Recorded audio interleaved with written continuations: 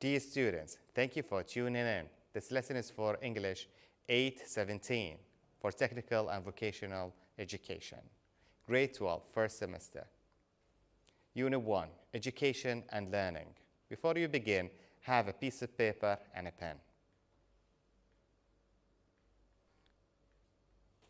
Objectives. At the end of this lesson, you'll be able to 1. Identify new vocabulary. 2. Locate information in a text. Introduction. Ask yourself these questions. What is your favorite and least favorite subject at school? 2. When do you find it best to study and why? Think about it. Let's see possible answers. My favorite subject is math, and the least favorite subject is chemistry. I prefer to study in the early morning, especially when I have a test or an exam, because I feel more relaxed at this time and the place is quiet. Well done. What kind of learner are you? Answer these questions and find out what your style in learning is. 1. You learn better by reading, listening to lecturers. In a lecture, you prefer to take notes during the lecture, record the lecture, and listen later. For memorizing a poem, you prefer to write it several times, repeat it several times orally.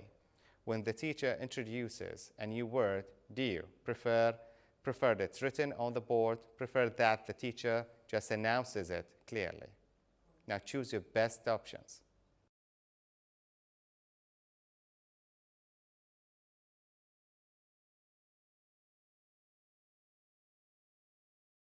All right, let's check.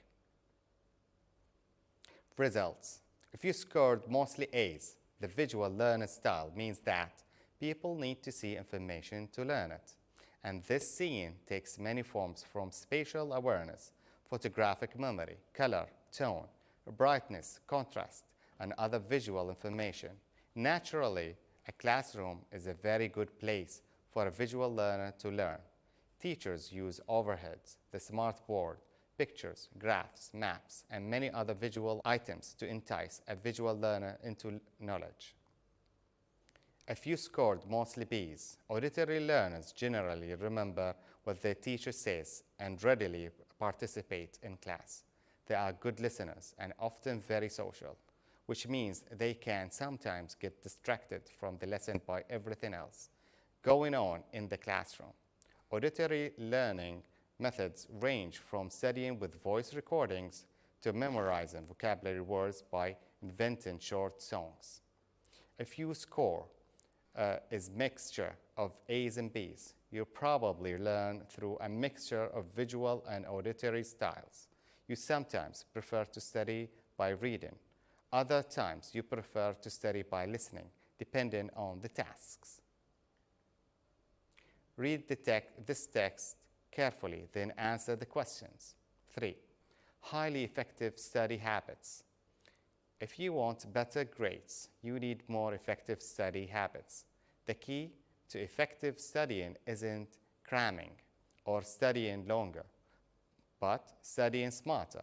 You can begin studying smarter with these 3 proven and effective study habits. 1. How you approach studying matters. Too many people look at studying as a necessary task, not an enjoyment or opportunity to learn. That's fine, but researchers have found that how you approach something matters almost as much as what you do. Being in the right mindset is important in order to study smarter. Sometimes you can't force yourself to be in the right mindset, and it is during such times you should simply avoid studying. If you're distracted by some issues, an upcoming game, or finishing an important project, then studying is just going to be an exercise in frustration. Come back to it when you're not focused or obsessed by something else going on in your life. One way to help improve your study mindset is to think positively when you study and remind yourself of your skills and abilities. Another thing is that you should avoid comparing yourself with others, because you usually just end up feeling bad about yourself. Your skills and abilities are unique to you and you alone. 2. Where you study is important. A lot of people make the mistake of studying in a place that really isn't conducive to concentrating. A place with a lot of distractions makes for a poor study area. If you try and study in your dorm room, for instance, you may find the computer, TV, or a roommate more interesting than the reading material you're trying to digest. The library, a nook in a student lounge or study hall, or a quiet coffee house are good places to check out. Make sure to choose the quiet areas in these places, not the loud, central gathering areas. Investigate multiple places on campus and off campus. Don't just pick the first one you find as good enough for your needs and habits. Finding an ideal study place is important because it's one you can reliably count on for the next few years. 3. Outline and rewrite your notes. Most people find that keeping to a standard outline format helps them boil information down to its most basic components. People find that connecting similar concepts together makes it easier to remember when the exam comes around. The important thing to remember in writing outlines is that an outline only used as a learning tool when it is in your own words and structure.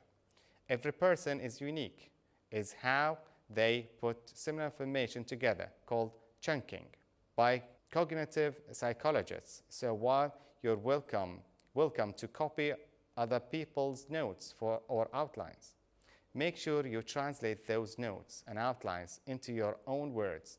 Failing to do this is what often causes many students to stumble in remembering important items. It may also be helpful to use as many senses as possible when studying because information is retained more readily in people when other senses are involved. That's why writing notes works in the first place. It puts information into words and terms you understand. Mouthing the words out loud while you copy the notes before an important exam can be one method for involving yet another sense. Now answer these questions after reading the text. 1. How can you improve your study mindset? 2. According to the text, how can you avoid distractors of learning? 3. It is helpful to use as many senses as possible when studying. Explain why and give examples. You have 5 minutes.